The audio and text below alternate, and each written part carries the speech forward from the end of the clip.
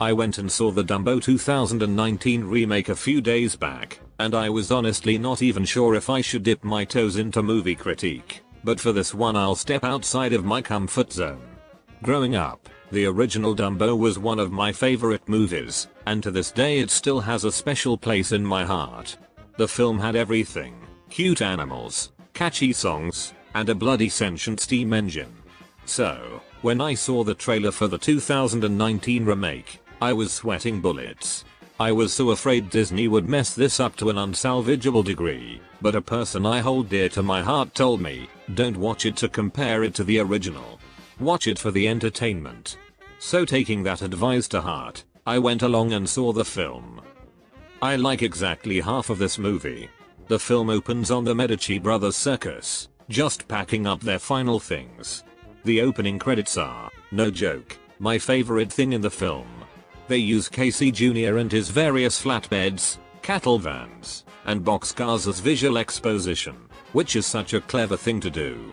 Casey travels through the states with an Indiana Jones-esque travel montage, supported by a musical piece which truly does Casey Jr. more justice in this realistic version of Dumbo. The train keeps on traveling until they end up in Joplin, Missouri.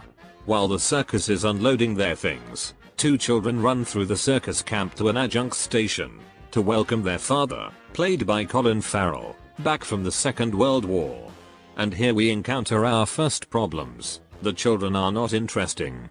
Colin Farrell is a real good fit for the character he plays, as he can portray the emotion of the old star of the show who recently lost his wife excellently.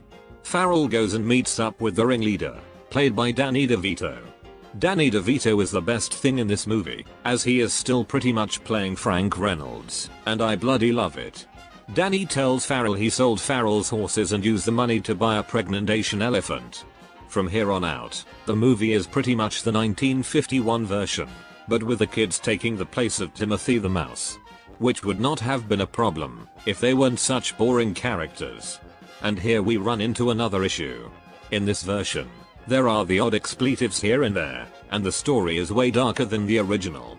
At some point, they literally want to kill Mrs. Jumbo instead of locking her away. So, I would not call this a children's movie.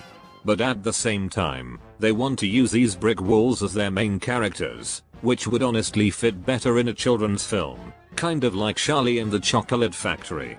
So, we all know how the story continues. Mrs. Jumbo is locked away, Baby Mine is sort of forced down our throats, Dumbo flies, but then it gets weird. After Dumbo becomes a star, Michael Keaton shows up, and he wants to buy the elephant.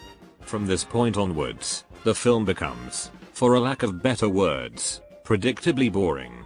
Keaton turns out to only be in it for the money. Danny DeVito regrets selling his circus to Keaton. Some Free Willy stuff happens with Dumbo, and honestly, I at this point found myself not enjoying the film anymore. But, the main problem with this movie is that it does not know which tone it wants to have.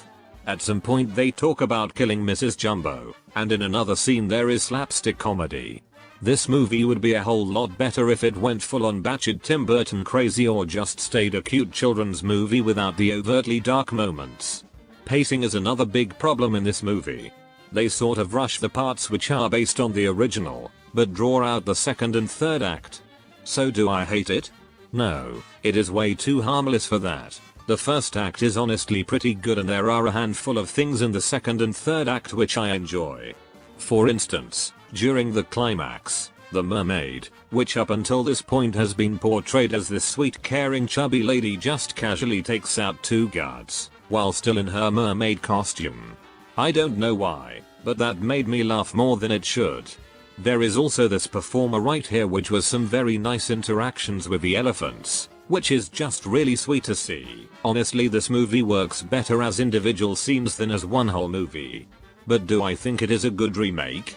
Honestly no. The tone, pacing, and characters are too off point for it to be considered good.